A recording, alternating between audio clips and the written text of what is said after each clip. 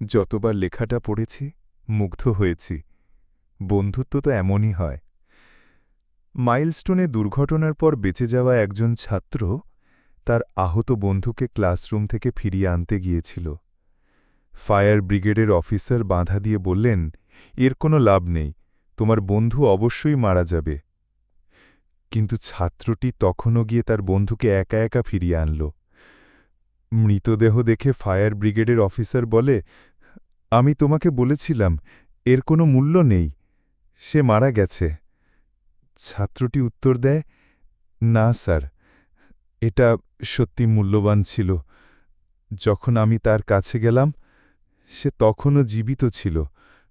আমার বন্ধু আমাকে দেখে হাসল এবং তার শেষ কথাটা বলল, আমি জানতাম তুমি আসবে।